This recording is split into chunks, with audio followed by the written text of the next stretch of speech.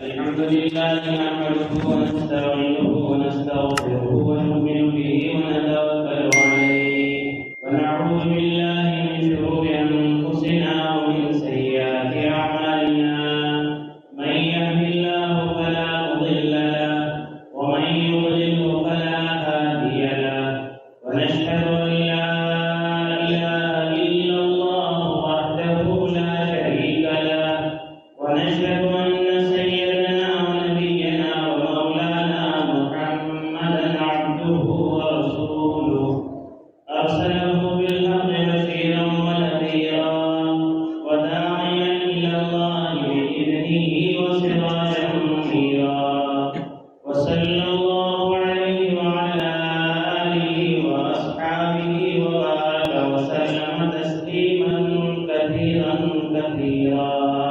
أما بعد فأعوذ بالله من الشيطان الرجيم. بسم الله الرحمن الرحيم.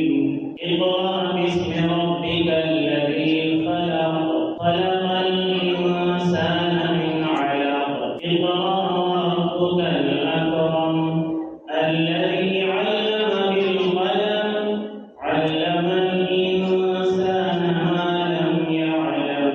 وقال الله تبارك وتعالى قل هل يستوي الذين يعلمون والذين لا يعلمون.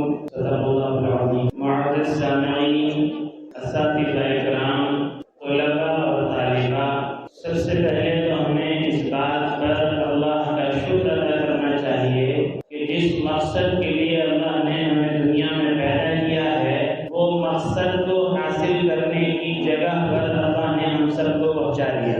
اس لیے کہ قرآن کریم یہ کہتا ہے کہ وَمَا خَلَقْتُ الْجِنَّ وَالْإِنسَ إِلَّا لِيَعْبُدُونَ. انسان اور جنات دنیا میں جو آئے ہیں وہ اللہ کی عبادت کے لیے آئے ہیں. اور علماء فرماتے ہیں کہ یہاں پر عبادت سے مراد یہ ہے کہ انسان جو دنیا میں آئے ہیں وہ اللہ کی پہچان کے لیے آئے ہیں.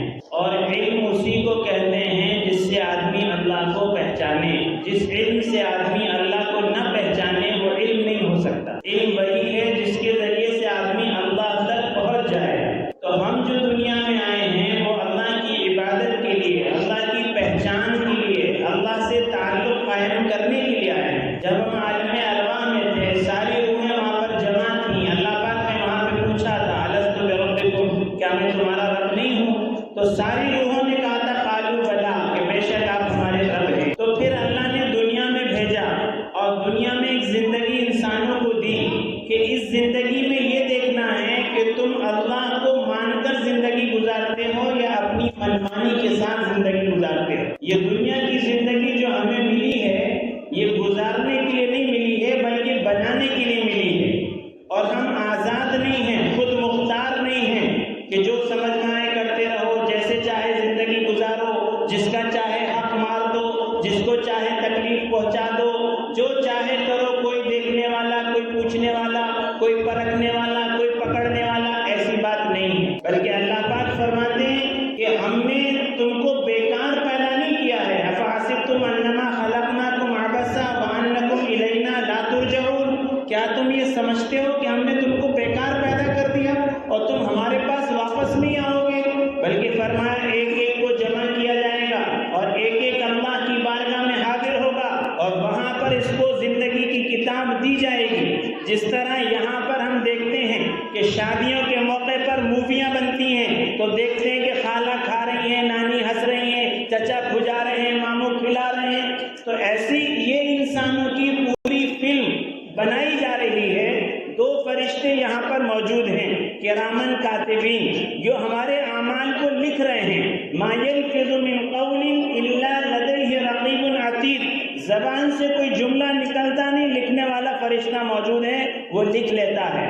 جب اللہ کی بارگاہ میں بندہ حاضر ہوگا تو اللہ پاک اس کے سامنے وہ کتاب کریں گے اور کہیں گے اقرأ کتابک کفا بنفسک اليوم علیک حسیبا. تم نے زندگی میں کیا کیا، جوانی میں کیا کیا، بڑھاپے میں کیا کیا، دوستوں کے ساتھ کیا کیا، ماں باپ کے ساتھ کیا کیا، استاد کے ساتھ کیا کیا، بڑوں کے ساتھ کیا کیا، پڑوسیوں کے ساتھ کیا کیا؟ وہ سارا کے سارا چٹا اس کے سامنے کریں گے اور کہیں گے اقرا کتابک، پڑھو اپنی کتاب کو، اور کفا بنفسک اليوم علیک حسیبا، اپنا حساب تم خود کر لو کہ تم جنت میں جانے کے قابل ہو یا جہنم میں پھینک دینے کے قابل ہو۔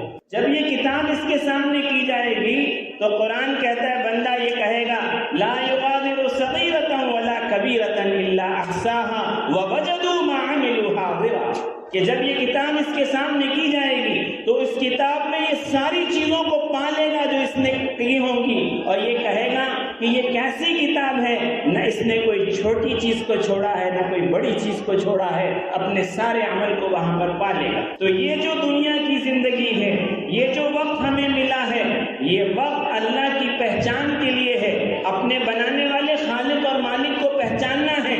جس علم کے ذریعے سے، جس تعلیم کے ذریعے سے، جس سند کے ذریعے سے، جس ڈگری کے ذریعے سے، جس ہنر کے ذریعے سے اللہ کی پہچان نہ ہوتی ہو وہ علم نہیں ہو سکتا، چاہے وہ دنیاوی علم ہو، چاہے وہ دینی علم ہو یا عربی تعلیم ہو، جو بھی ہو، ان ساری تعلیم کا مقصد یہ ہے کہ ان کے ذریعے سے تم اپنے اللہ تک پہنچ جاؤ، اپنے بنانے والے کو پہچانو، غور تو کرو تم نے کس نے بنایا ہے، کس نے پیدا کیا ہے، یہ دنیا کو کون چلا رہا ہے، زمین کو کس نے تھاما ہے، آسمان کو کس نے روکا ہے، زمینوں سے غلے کون اگاتا ہے، آسمانوں سے بارش کون برساتا ہے، تمہاری آنکھوں میں دیکھنے کے لیے روشنی کس نے دی ہے، زبان میں بولنے کی طاقت کس نے دی ہے، ہاتھ میں پکڑنے کی طاقت کس نے دی ہے، پیر میں چلنے کی طاقت کس نے دی ہے، جو نوالا تم کھا کر اپنے حلق میں اتار رہے ہو اس کا ہضم کرنا اور پھر اس کا باہر کرنا، یہ نظام کون چلا رہا ہے؟ تو یہ عربی تعلیم، یہ مدارس، یہ مکاتب اس لیے ہیں کہ یہاں پر آ کر آدمی اپنے آپ کو اساتذہ کے حوالے کر دے۔ اہل اللہ فرماتے ہیں کہ جیسے مریض آدمی اپنے آپ کو ڈاکٹر کے حوالے کر دیتا ہے، ایسے ہی طالب علم اپنے آپ کو اساتذہ کے حوالے کر دیں تو پھر ان کی تربیت ہوگی، پھر ان کی ترقی ہوگی، پھر ان کا تزکیہ ہوگا، پھر ان کو علم حاصل ہوگا، اور پھر یہ بلندیوں پر اور آسمانوں پر پہنچیں گے۔ اور اگر انہوں نے اپنے آپ کو اساتذہ کے حوالے نہیں کیا تو پھر صبح ہوگی، شام ہوگی، زندگی تمام ہوگی، کوئی چیز حاصل نہیں ہوگی۔ اس لیے ہم جب اہل اللہ کی باتیں پڑھتے ہیں اور دیکھتے ہیں تو ہمیں یہ بات ملتی ہے کہ پہلا کام ہمارے اندر شکر کا جذبہ پیدا ہونا چاہیے کہ اللہ کا لاکھ لاکھ شکر ہے۔ کتنے لوگ اس محلے میں ہوں گے، کتنے بچے اس محلے میں ہوں گے، ان میں سے چھانٹ کر، ان میں سے سلیکٹ کر کر اللہ نے آپ لوگوں کو چنا اور آپ یہ تعلیم کے حاصل کرنے کے لیے آئے، ورنہ بہت سارے لوگ وہ ہیں جو گیریجوں میں کام کر کر ہاتھ کالے کر رہے ہیں، بہت سارے لوگ وہ ہیں جو کٹوری ہاتھ میں لے کر بھیک مانگ رہے ہیں، اور بہت سارے لوگ وہ ہیں جو پنچر بناتے بیٹھے ہیں، لیکن اللہ نے آپ کو اپنے علم کے لیے، اپنی لائی ہوئی شریعت کو سمجھنے کے لیے، اپنے دین کو سمجھنے کے لیے ایک موقع فراہم کرایا اور وہ پلیٹ فارم دیا کہ جہاں پر آپ تعلیم حاصل کر کر اپنی پہچان بنا سکتے ہیں، اللہ سے تعلق بنا سکتے ہیں، اپنی زندگی کی قیمت وصول کر سکتے ہیں، اپنے جینے کے مقصد کو پہچان سکتے ہیں۔ تو اب ہمارا پہلا کام یہ ہے کہ ہم اس پر اللہ کا شکر ادا کریں کہ اللہ تیرا لاکھ لاکھ شکر ہے کہ تو نے لاکھوں اور کروڑوں میں سے چن کر ہمیں یہ علم کو حاصل کرنے کے لیے بھیج دیا۔ اس لیے کہ طلب علم فریضۃ علی کل مسلم و مسلمہ، ہر مسلمان مرد عورت پر اتنا علم کا حاصل کرنا فرض ہے کہ اس کو حلال اور حرام میں، سچ اور غلط میں، کھرے اور کھوٹے میں، حق اور باطل میں فرق کرنے کی تمیز پیدا ہو جائے۔ اگر یہ تمیز پیدا نہیں ہوئی کہ صحیح کیا ہے اور غلط کیا ہے، حق کیا ہے اور باطل کیا ہے، اگر یہ تمیز انسانوں میں پیدا نہیں ہوئی تو اس سے بڑا جاہل دنیا میں کوئی نہیں، چاہے کتنی ڈگریاں اس کے پاس ہوں، لیکن اگر حق اور باطل میں فرق کرنا نہیں آیا، صحیح اور غلط میں فرق کرنا نہیں آیا، سچ اور جھوٹ میں فرق کرنا نہیں آیا، تو وہ کتنا ہی ڈگری ہولڈر کیوں نہ ہو، اس سے بڑا جاہل کوئی نہیں۔ ہمارے لیے دو باتیں ہیں، ایک ہے تعلیم، ایک ہے تربیت۔ جیسے گاڑی کے دو پہیے ہیں نا، دو پہیوں پر گاڑی چلتی ہے، اسی طرح تعلیم اور تربیت دو چیزیں ہیں۔ کتابوں کے ذریعے سے تعلیم آئے گی اور تربیت اساتذہ کے، مربی کے، مینٹر کے حوالے کرنا پڑے گا، اس کے ذریعے سے ہماری تربیت ہوگی۔ تعلیم راستہ بتائے گی اور تربیت اس پر چلائے گی۔ تو ایک ہے راستے کا معلوم ہونا اور ایک ہے اس راستے تک پہنچنا۔ تو علم کے ذریعے سے، تعلیم کے ذریعے سے، مکاتب کے ذریعے سے، مدارس کے ذریعے سے راستہ پتہ چلے گا کہ کہاں جانا ہے، کیا کرنا ہے۔ آنکھ اللہ نے دی ہے، کیا دیکھنا ہے، کیا نہیں دیکھنا ہے۔ زبان اللہ نے دی ہے، کیا بولنا ہے، کیا نہیں بولنا ہے۔ کان اللہ نے دیے ہیں، کیا سننا ہے اور کیا نہیں سننا ہے، یہ معلوم چلے گا۔ لیکن اس پر عمل کیسے ہوگا؟ کہ اس پر عمل تربیت کے ذریعے سے ہوگا، کہ ہماری تربیت ہو۔ اور تربیت کی سب سے پہلی درسگاہ ماں کی گود ہے۔ تربیت کی شروعات جو ہوتی ہے وہ گھر سے ہوتی ہے، ماں باپ سے ہوتی ہے۔ اگر گھر سے ہماری تربیت نہیں ہوئی تو پھر اولاد کے اندر وہ چیز نہیں آتی ہے۔ اس لیے کہ جو چیز ٹنکی میں ہوگی وہ نلوں میں آئے گی نا۔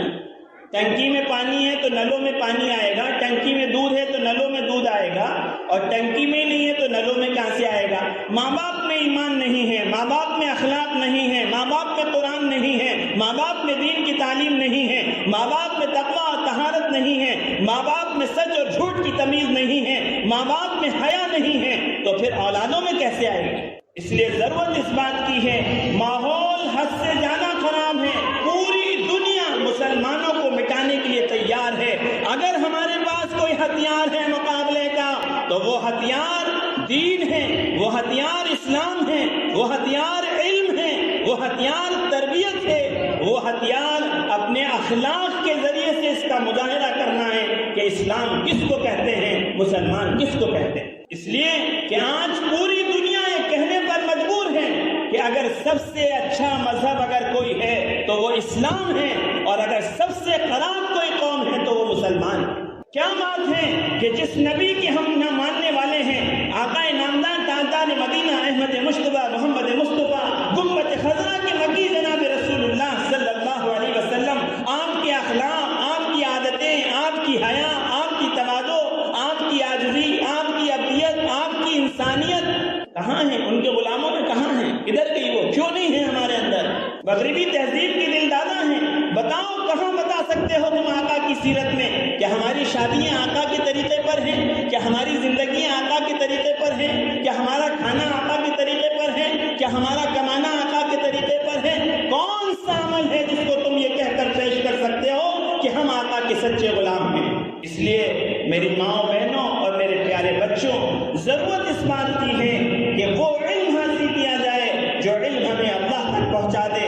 آج آپ حالات اٹھا کر دیکھیں، بڑے پڑھے لکھے ڈاکٹر ہیں، انجینئر ہیں، سب ہیں، لیکن اگر انہوں نے ٹھان لیا ہے تو وہ اپنے ذریعے سے لوگوں میں اسلام کا تعارف کرا رہے ہیں۔ ڈاکٹر انجینئر کے ذریعے سے بھی لوگ اسلام کو پہچان رہے ہیں۔ اسلام میں بالکل منادی نہیں ہے، آپ ڈاکٹر بننا چاہیں بالکل بنیے، انجینئر بننا چاہیں بالکل بنیے، وکیل بننا چاہیں بالکل بنیے، آپ جو کچھ بننا چاہیں بنیے، لیکن پہلے مسلمان بنیے، پہلے انسان بنیے، اس کے بعد سب کچھ بنیے۔ ہمارا پہلا کام یہ کہ ہمیں مسلمان بننا ہوگا، تابعدار بننا ہوگا، فرما بردار بننا ہوگا، اطاعت گزار بننا ہوگا۔ اگر ہم وہ بنیں گے تو سب بنیں گے، اور اگر وہ نہ بنے تو قرآن کہتا ہے اولئک کالانعام بل هم اضل، کہ تم جانوروں سے بدتر بنو گے۔ اگر تم انسان نہیں بنے اور انسانیت اپنے اندر پیدا نہیں کری تو پھر تم جانوروں سے بدتر بنو گے۔ ایک شیر کو یہاں پر لا کر چھوڑ دو، کتنے لوگوں کو کھاڑے گا؟ 2 کو، 4 کو، 10 کو۔ لیکن اگر ایک انسان بے عمل ہو گیا اور اس نے فتنے اور فساد کو برپا کیا تو لاکھوں گھر جلا دے گا اور لاکھوں گھر اجاڑ دے گا۔ اس لیے سب سے پہلے انسان بننا ہے، سب سے پہلے مسلمان بننا ہے، اور پھر سب کچھ بننا ہے۔ تو اللہ کا لاکھ لاکھ شکر پہلے اس پر ادا ہو کہ اللہ نے ہمیں اس تعلیم کے لیے قبول کر لیا اور آپ کو یہاں تک پہنچا دیا۔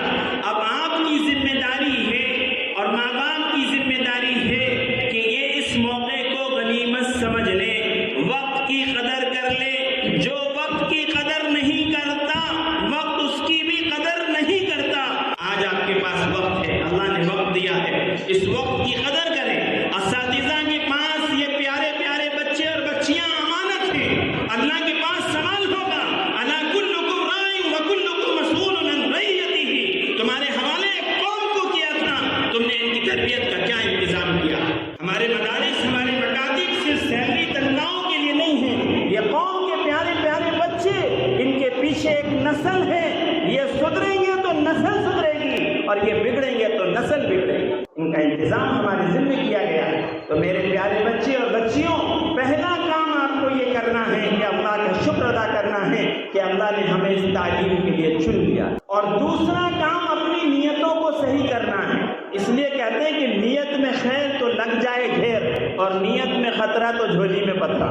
کیوں پڑھ رہے ہیں یہ تعلیم؟ ہم کیوں حاصل کر رہے ہیں یہ تعلیم؟ سے ہمارا مقصد کیا ہے؟ تو دوسرے نمبر پر ہمیں اپنی نیت صحیح کرنا ہے. ہماری نیت یہ ہو کہ ہم اپنے اللہ کو راضی کرنا چاہتے ہیں. اور جب یہ نیت ہوگی کہ اللہ راضی ہو جائے تو دنیا کی یہ تو فری میں ملے گی آپ کو. حضرت حسن بصری رضی اللہ تعالیٰ عنہ سے کسی نے پوچھا کہ بھئی آپ کی دینداری کا راز کیا ہے؟ آپ اتنے دیندار ہیں، آپ کی دینداری کا راز کیا ہے؟ تو انہوں نے 4 باتیں کہی.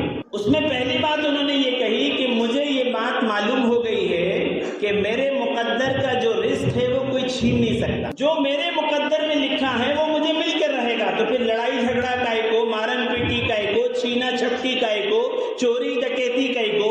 جب معلوم ہے کہ میرے مقدر کا مجھے ملے گا تو آدمی حلال طریقہ اختیار کرے گا، صحیح طریقہ اختیار کرے گا، غلط طریقے پر نہیں جائے گا، چوری نہیں کرے گا، ڈنڈی نہیں مارے گا، ملاوٹ نہیں کرے گا، کسی کی زمین نہیں ہڑپے گا، یتیم کا مال نہیں چھینے گا، اور کسی NGO کے پیسے نہیں کھائے گا. کیوں؟ کہ میرے مقدر میں جو مجھے ملنے والا ہے وہ کوئی لے نہیں سکتا، سوال ہی پیدا نہیں ہوتا. تو فرمایا پہلی بات میرے یہ سمجھ میں آ گئی ہے کہ میرے مقدر کا کوئی چھین نہیں سکتا. اور دوسری بات میرے یہ سمجھ میں آ گئی ہے کہ میری عبادت مجھے ہی کرنا ہے، کوئی دوسرا نہیں کر سکتا. آج کل ہوتا ہے نا صاحب، ہمارے دادا تو اتنے دیندار تھے اور ہمارے پردادا تو بالکل آسمان تک پہنچے ہوئے تھے، تو بھائی صاحب آپ کھائیں گے آپ کا پیٹ بھرے گا، دادا کھائیں گے دادا کا پیٹ بھرے گا. دادا کے کھانے سے آپ کا پیٹ نہیں بھرتا ہے. بالکل اسی طریقے سے دادا کی نماز سے، ابا کی نماز سے، نانی کی نماز سے آپ کی جنت نہیں بنے گی. آپ کی نماز آپ کو پڑھنا پڑے گی، آپ کے دین پر آپ کو عمل کرنا پڑے گا، نبی کی سنتوں پر آپ کو عمل کرنا پڑے گا، اللہ کو آپ کو پہچاننا پڑے گا. تو فرمایا دوسری چیز میرے یہ سمجھ میں آئی کہ میرے حصے کی عبادت مجھے کرنا ہے، کوئی دوسرا نہیں کر سکتا. اور تیسری بات مجھے یہ سمجھ میں آئی کہ کوئی دیکھے نہ دیکھے اللہ دیکھ رہا ہے. کوئی آدمی چوری کرنا چاہے اور CCTV کیمرہ لگاؤ، کیا ہوگا بولو؟ فوراً ڈر جاتا ہے، گھبرا جاتا ہے. CCTV کیمرے میں نیٹ ورک جا سکتا ہے، کرنٹ جا سکتا ہے، لائٹ بند ہو سکتی ہے.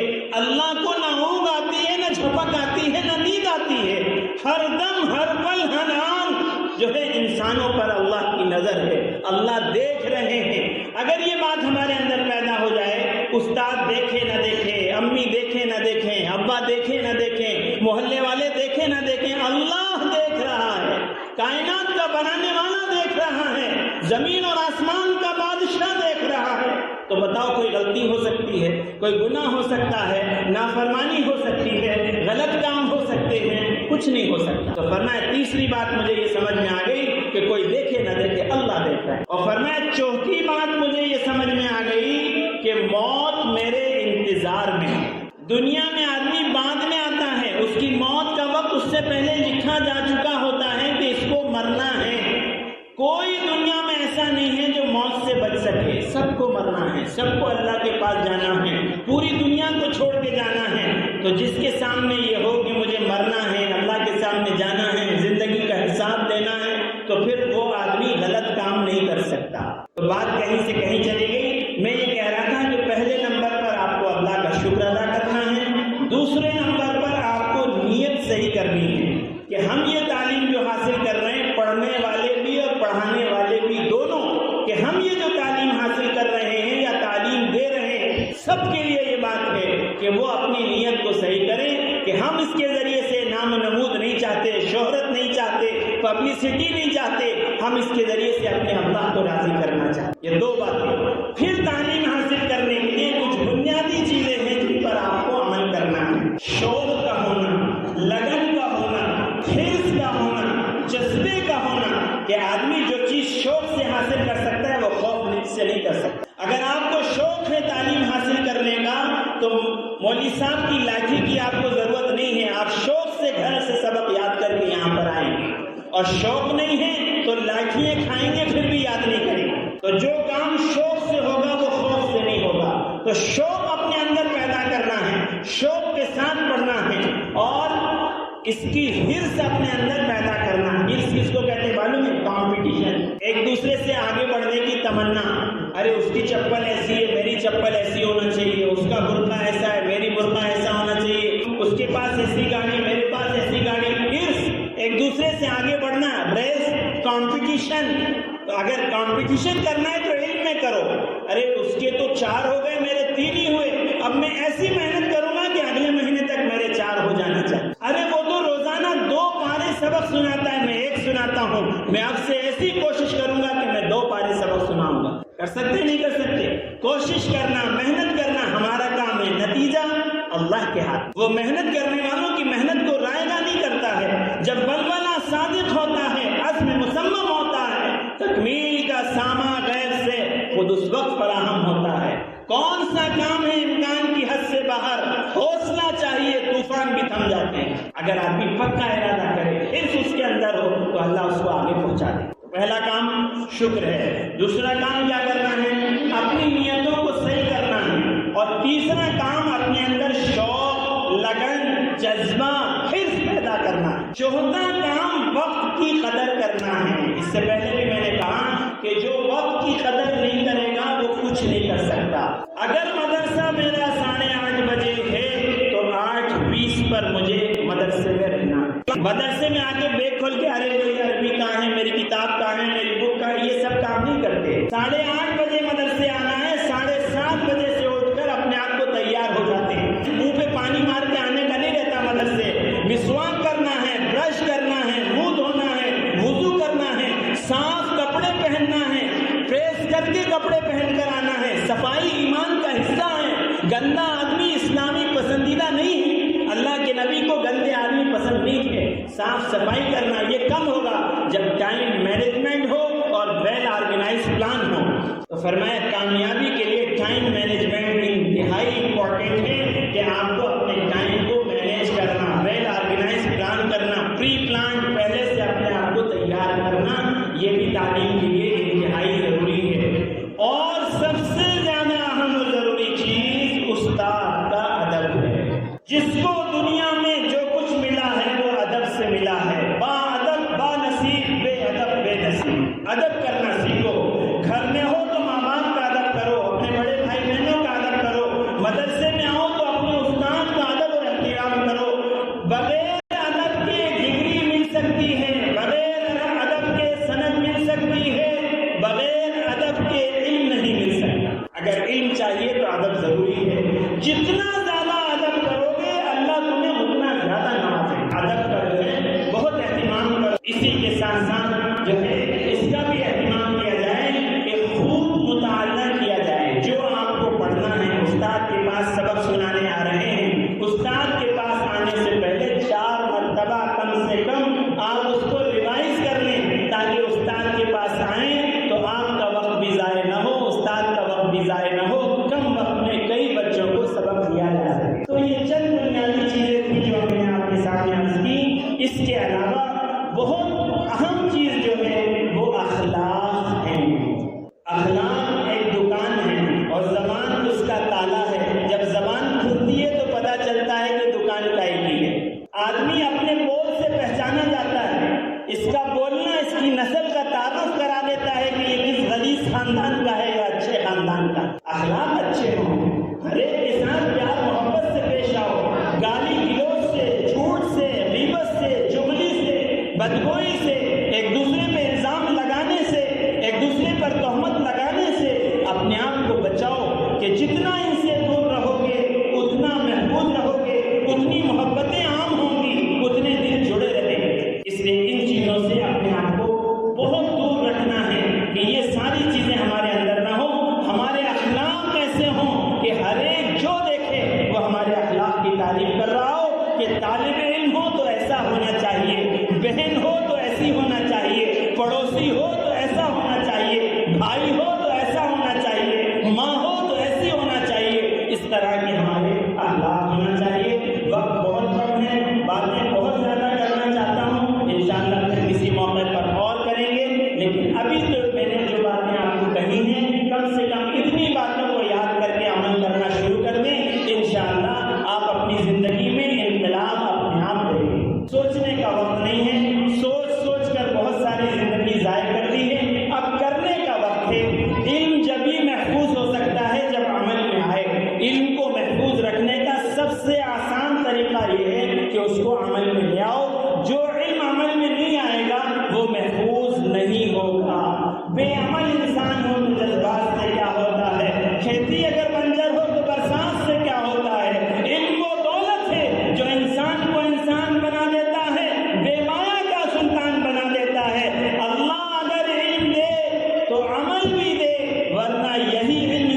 شیطان